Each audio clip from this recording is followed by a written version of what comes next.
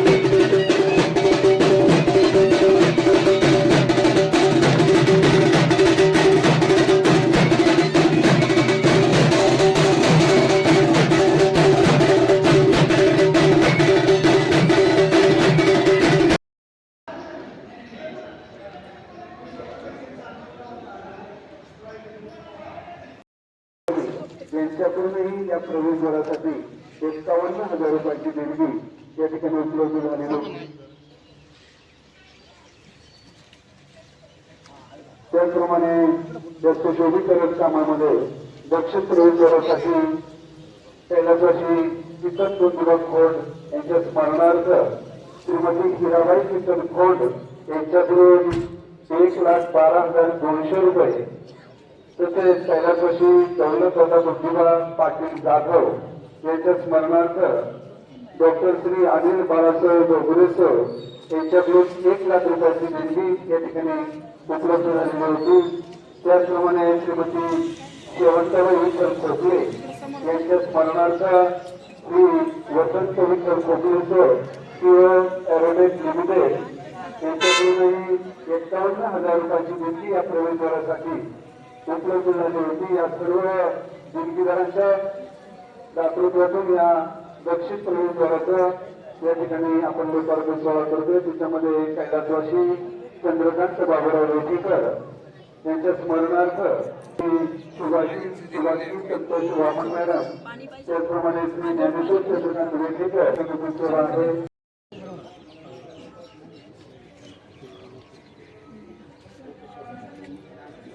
सभा या ठिकाणी उपस्थित होते अनेक मान्यवरांची उपस्थिती। मरगंगा माते की जय।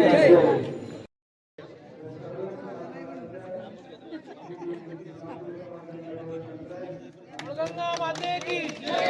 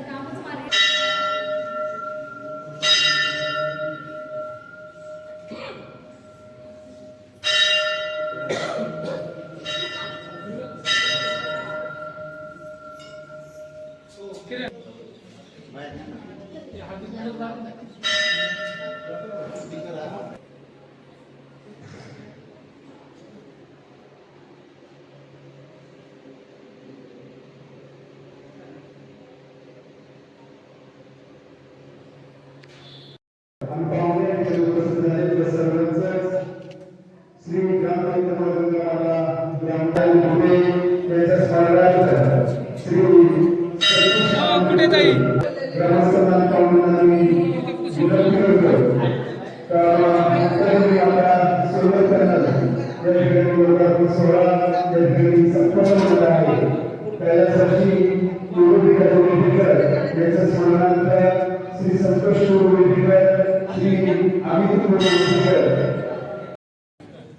रामदेवता मळगंगा माता आणि मुक्तादेवी माता वर्धापन दिन सोहळा आज आपण साजरा करतोय आणि विशेष म्हणजे आज हनुमान जयंती सुद्धा आहे। तर हा एकत्र आपण हा कार्यक्रम इथे साजरी करतोय आणि त्यानिमित्त तुम्ही हरिभक्त पारायण ताईंचं आज कीर्तन ठेवलंय, चोपडे ताईंचं। तर मला अभिमान आहे, एक महिला माझ्यासोबत त्यांचं तुम्ही आज कीर्तन ठेवलंय। तर मुक्तादेवीचंच रूप मला त्यांच्यात दिसून आलं आणि आनंद झाला मला त्यांना भेटून सुद्धा। हे सर्व ग्रामस्थ विश्वस्त हे कायमच तुम्ही हिरिरीने इतकं काम करत असतात। आज आवर्जून मला बिडी नाना जे आहेत कुठे त्यांची आठवण होते, त्यांना मी भावपूर्ण श्रद्धांजली वाहते। अत्यंत प्रामाणिकपणे हे ट्रस्ट जे आहे हे वरती नेण्यासाठी त्यांनी त्यांचं अध्यक्षपद असताना भरपूर काम केलं आणि त्यानंतर सुद्धा आज जे तुम्ही सगळी ट्रस्टी मंडळी आहात हे अत्यंत चांगल्या पद्धतीने काम करत आहात। इथे आल्यानंतर आधी जेव्हा मला माहिती होतं की इथे 4-5 मंदिरं आहेत आणि यांचं जे लिटिगेशन आहे ते चालू आहे, पण इथे आल्यानंतर खरंच जाणवलं की इतकी मंदिरं आहेत आणि जवळजवळ सगळी मंदिरं आहेत. तर या सगळ्यांचं ऍडमिनिस्ट्रेशन, सगळ्यांचंच जे कार्य आहे हे कसं बरं हे ग्रामस्थ पेलवत असतील. आणि कुठल्याच मंदिरात असं जाणवलं नाही, जी ऊर्जा आहे ती प्रत्येक मंदिरामध्ये दिसून आली आणि प्रत्येक मंदिर हे त्याच पद्धतीने मेंटेन केलेलं आहे ते प्रामुख्याने मला दिसून आलं. आणि खरंच खूप आनंद झाला की गावची संख्या मी सरपंच ताईंना विचारली आणि या गावच्या लोकसंख्येच्या मानाने इतकं सगळं व्यवस्थितपणे आवर्जून मेंटेन ठेवणं हे खरंच अवघड काम आहे. आणि तुमच्या सर्व ग्रामस्थांच्या मदतीने आणि आज जो लोकार्पण सोहळा झाला, या सर्व ग्रामस्थांचं, देणगीदारांचं याच्यामध्ये खरंच खूप कौतुक करण्यासारखं आहे. आणि सर्व देणगीदारांना मी सांगू इच्छिते, म्हणजे ज्यांनी आतापर्यंत देणगी दिली आहे ते आणि आता इथून पुढे, आजपासून इथून पुढे भविष्यात जे देणगी देणार आहेत ते, की या ट्रस्ट मंडळीचं जे काम आहे हे अत्यंत पारदर्शक आहे. आजची जी सोलर सिस्टीम असेल, आपलं ध्वज असेल आणि जे शिलेचं जे लोकार्पण सोहळा आहे हे बघून खरंच मी अत्यंत भारावून गेले. आणि मी खूप खूप धन्यवाद व्यक्त करते की तुम्ही मला इथे बोलवलं, मान सन्मान दिलात. मी तुमची कायम ऋणी राहील. कार्य फक्त मंदिर नीट ठेवणं आणि त्याच्यामध्ये वेगवेगळे उत्सव घेणं, कीर्तनं ठेवणं इथपर्यंतच नाहीये. तर याच्यातून जी भावना आहे, जी मुलं घडवणं आहे, की कारण आता ताई कीर्तन करणार आहे, तर कीर्तनातून जे काही आपल्याला बोधप्रद ज्या गोष्टी मिळतात त्या खरंच आजच्या जीवनामध्ये अत्यावश्यक आहेत. कारण आताची जी मुलं आहेत, ही जी पिढी आहे, तरुण पिढी, ही मोबाईलच्या जगात गेलेली आहे, सोशल मीडियाच्या जगात गेलेली आहे. आणि त्याच्यामध्ये इतकं चांगलं काम करणारे तुमच्यासारखे जर भक्त असतील आणि वारकरी संप्रदायातली लोक असतील तरच ही पिढी सुधारू शकते. आणि आपल्याला ज्ञानेश्वरीतलं जे ज्ञान आहे ते, किंवा भागवतातलं ज्ञान आहे आणि तुकोबारायांच्या गाथेतलं जे ज्ञान आहे हे पूर्ण जगभरात प्रसिद्ध करायचंय, जगभरापर्यंत पोहोचवायचंय. कारण हे ज्ञान जे आहे अथांग ज्ञान आहे आणि अशाच कीर्तनांच्या माध्यमातून आपण ते पोहोचवू शकतो, पारायणांच्या माध्यमातून ते पोहोचवू शकतो, जे अत्यावश्यक आहे. आणि ज्ञानेश्वर महाराज संस्थान सुद्धा याच्यासाठी कटिबद्ध आहे आणि आम्ही सुद्धा हाच वैश्विक, ज्ञानोबांना वैश्विक करण्याचा प्रयत्न करत आहोत. तर त्याच्यामध्ये हा खारीचा वाटा तुम्ही घेतलात, त्याबद्दल मला खरंच खूप अभिमान आहे आणि आनंद आहे. एवढंच बोलते आणि थांबते. धन्यवाद. रामकृष्ण हरी.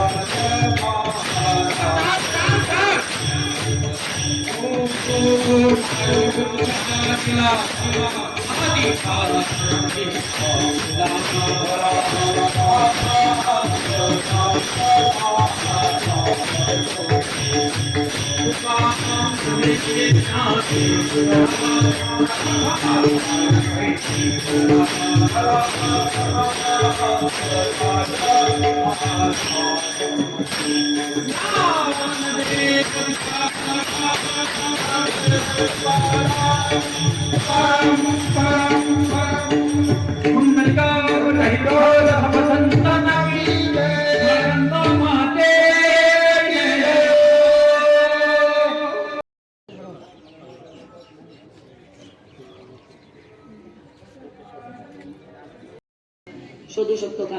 नाही शोधू शकत. का शोधू शकत नाही? निळोबाराया सांगतात, नवता काळा गोरा तुझाना टेंगणा स्वरूप सुंदर नांद. आणि त्याला काही नावं ठेवायची सुद्धा गरज नाही. अजून पुढे बोलायचं झालं तर, जेव्हा कोटे सर्व होते काही, चंद्र सूर्य तारा नाही, अवघे शुचीची होते पायी, तानोबा तेरे तेरे ते. पण वारकऱ्याला कळावं म्हणून एक डालगज निर्माण झाली. विठ्ठल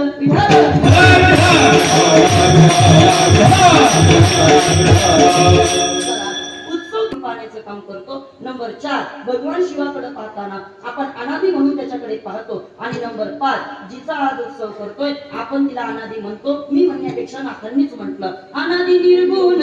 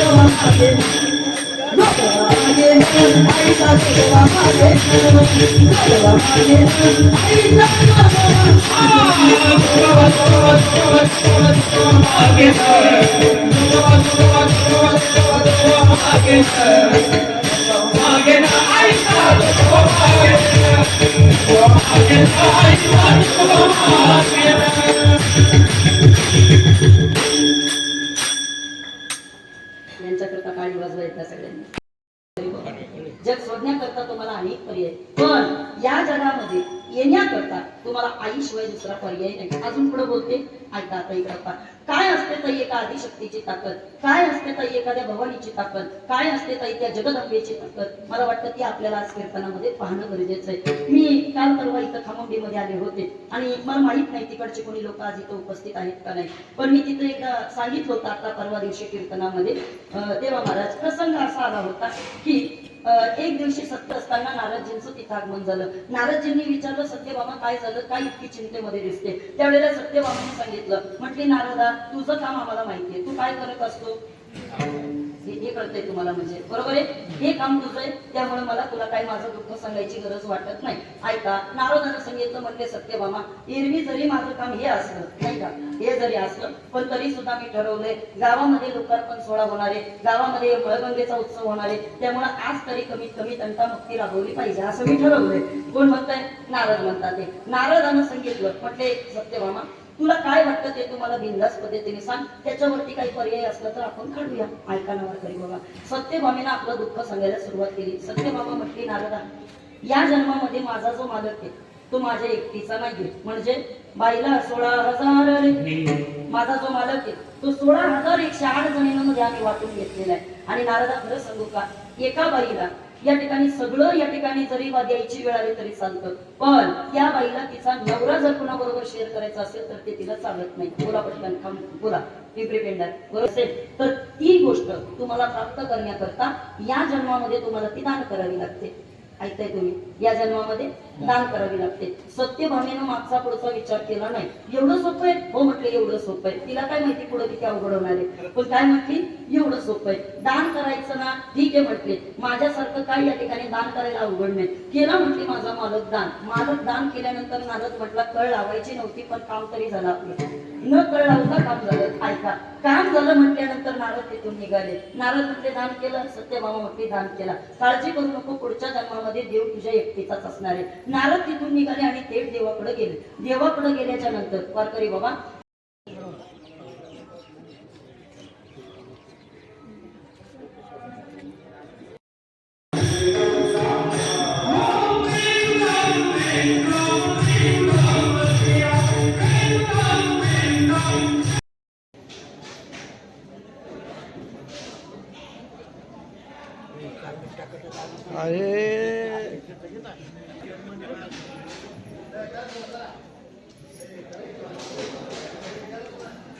दुसरी वाडी विचारून वाडी चला,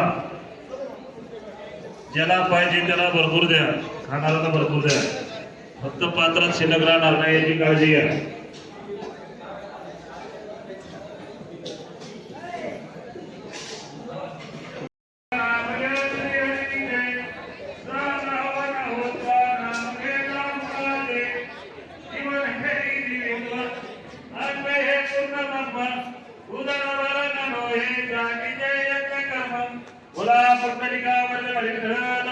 श्री ज्ञानदेव तुकाराम पंढरीनाथ माऊली ज्ञानेश्वर महाराज की जय, मळगंगा माते की जय, मुक्ताबाई माते की जय. कसं जेवायला शांततेत आणि सावकाश जेवायला.